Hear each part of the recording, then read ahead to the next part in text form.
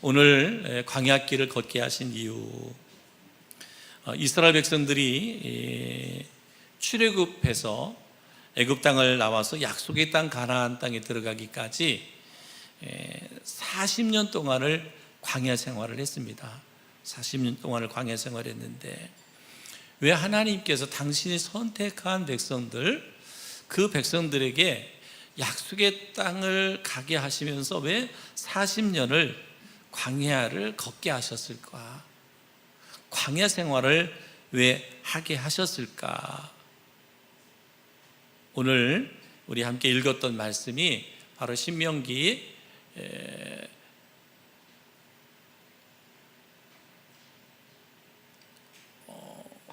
왜 저게 나오죠?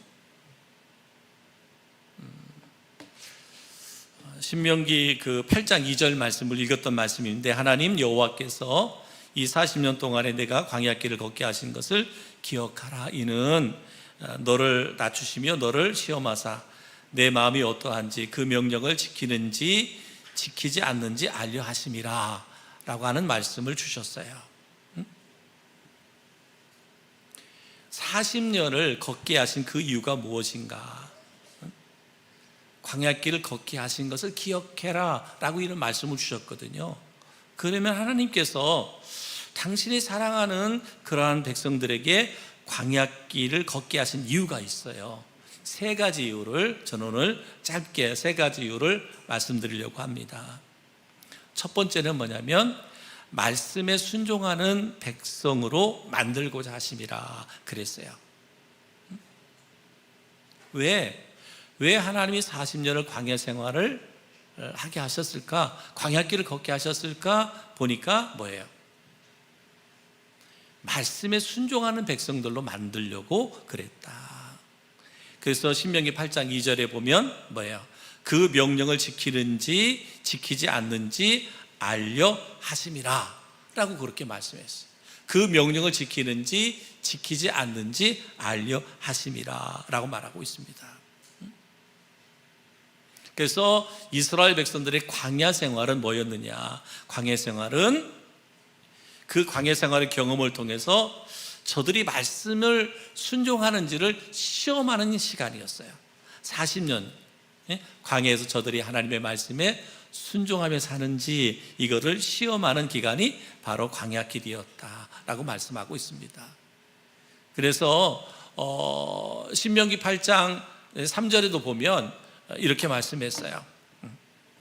너를 낮추시며 너를 줄이게 하시며 또 너도 알지 못하며 내 조상들도 알지 못하던 만나를 내게 먹이신 것은 사람이 떡으로만 사는 것이 아니요 여호와의 입에서 나오는 모든 말씀으로 사는 줄을 내가 알게 하려 하심이라. 말씀의 가치, 그죠? 말씀의 가치를 인지하고 말씀만을 붙들고 사는 그러한 이스라엘 백성이 되기를 원했다라고 말합니다.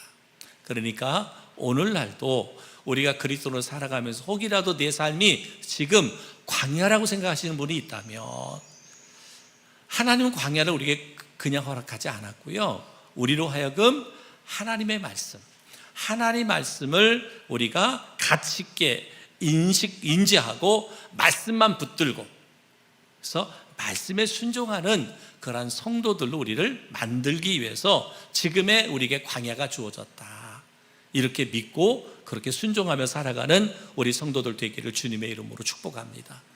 두 번째는 뭐냐? 하나님께서 왜 우리에게 그 사랑하는 백성들에게 광야길을 걷게 하셨을까? 이것은 그들을 향한 어쩌면 징계와도 같은 거잖아요. 왜냐하면 이스라엘 백성들이 광야에 들어서면서부터 뭐 했어요? 모세를 원망하고 하나님 앞에 원망하고 불평했습니다. 그 불평의 이유가 결국은 이들이 40년을 광야 생활할 수밖에 없는 하나님의 징계였어요. 하나님의 징계.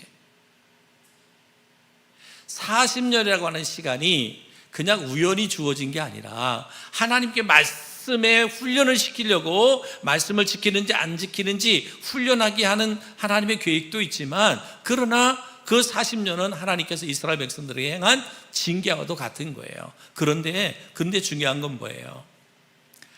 자녀에게 징계는 하나님의 사랑임을 알게 하시기 위함이다. 40년의 광야 생활, 그것은 하나님이 얼마나 너희를 사랑하는지를 알게 하고자 하는 시간이었다라고 말할 수 있어요. 그러니까 오늘 우리들도 마찬가지예요. 저희들 삶에 광야가 있을 수 있잖아요. 누구에게나 광야는 찾아올 수 있는데 그 광야 가운데 그 고난이 우리에게 올 수 있는데 그 광야가 고난이 우리에게 징계로 여겨질 수도 있는데 그 징계마저도 뭐다? 하나님의 사랑이라는 거예요. 그래서 신명기 8장 5절로 6절 말씀해 보면 이렇게 말씀했어요. 너는 사람이 그 아들을 징계함 같이 내 하나님 여호와께서 너를 징계하시는 줄 마음에 생각하고 내 하나님 여호와의 명령을 지켜 그 얘기를 따라가며 그를 경외할지니라 그랬어요. 그러니까 광야 생활이 하나님의 징계이지만 그 징계를 너희가 마음에 생각하고 하나님이 주신 징계라고 하는 것을 마음에 생각하고 그 명령을 지켜 행하라. 그를 경외할지니라 라고 말하고 있습니다. 하나님은요 그들 가운데 징계 가운데 됐어요. 그들의 모든 필요를 때마다 시마다 공급해 주셨어요. 그것은 뭐예요? 사랑이라는 거예요. 그냥 징계로 끝나지 않는다는 거예요. 징계로 끝나지 않는다는 거예요. 어제 한글이가 우리 집 와서 자는데 11시부터 1시간을 울어대는 거예요. 자자리지게 울어대요. 그래가지고 아침에 물어봤어요. 왜 울었냐고 물어봤더니 엄마한테 혼났대요. 응? 11시면 자야 되잖아. 자야 되는데 안 잔다고 엄마한테 혼났대요. 그래서 그때부터 떼쓰고 우는 거예요. 떼쓰고 울면서 엄마는 아예 손도 못 대게 엄마한테 혼났다고.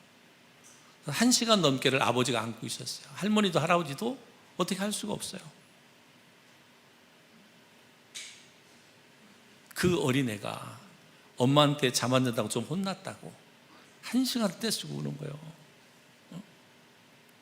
왜 우나 그랬어요. 잠투정하는 줄 알았어요. 애들이 잠 막 잘라면 울고 그래서. 그랬더니 엄마한테 혼나서 그랬대. 혼나고 나서는 손도 못 대게 하더래. 아버지가 1시간 동안 아빠가 1시간 우는 애 때리고 있다가 이제 잠들었어요. 어제 자기 전에 그랬거든요. 오늘은 무슨 날? 어제가 내일은 어떤 날? 예배 드리는 날. 그래 했는데 예배 전에 그렇게 때를 쓰고 악을 쓰고. 근데 뭐야?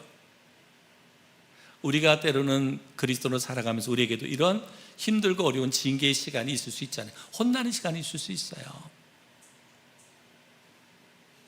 여러분 떼쓰지 않기를 바랍니다.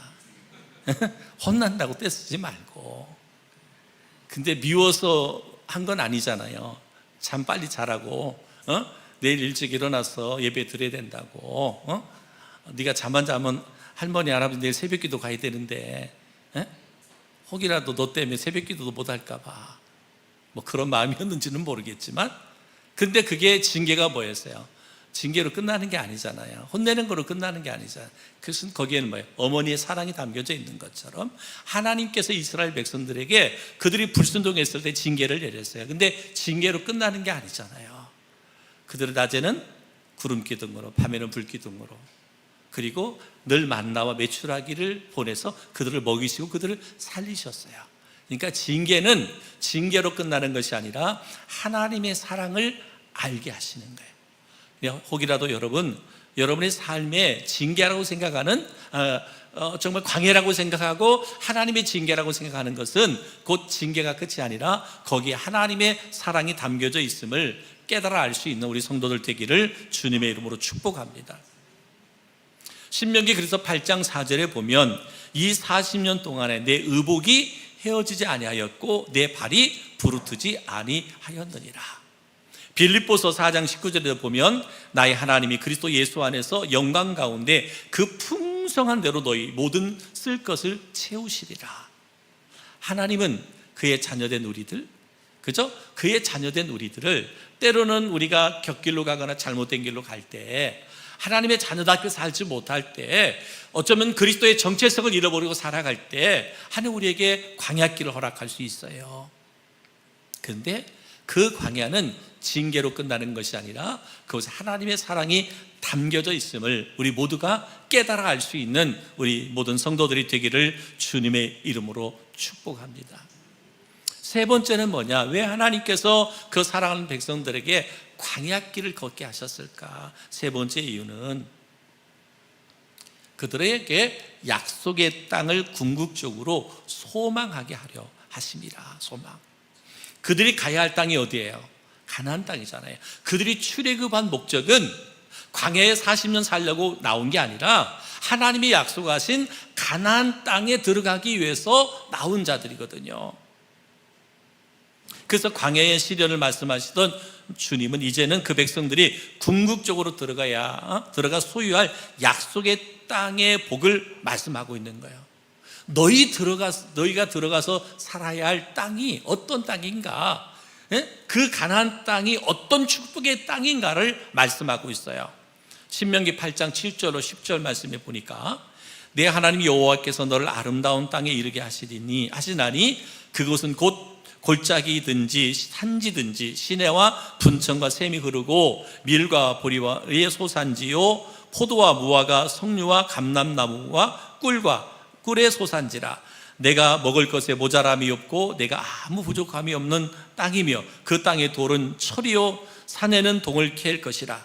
내가 먹어서 배부르고 내 하나님 여호와께서 옥토를 내게 주셨으므로 말미암아 그를 찬송하리라. 광야 생활 가운데서 이 너희들이 들어가야 할 가나안 땅이 얼마나 축복된 땅인가. 아무리 하나님께서 그들을 구름 기둥 불기둥으로 지켜주시고 만나와 메추라기를 보내주신다 한들 그들의 광야 생활이 편했겠냐고요. 힘든단 말이에요. 그런데 주님께서 분명하게 말씀하는 것이 뭐예요? 가나안 땅이 어떤 땅인가? 축복의 땅인 것을 지금 이야기하고 있습니다. 여러분 한번 생각해 보십시오. 만약에 그들이 이 광야 생활이 너무나 좋은 거야.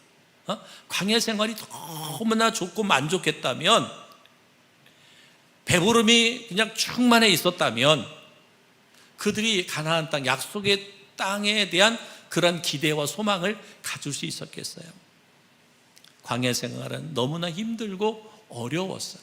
그렇기 때문에 하나님께서 그 약속한 가나안 땅이 얼마나 축복된 땅인가를 말씀하고 있습니다.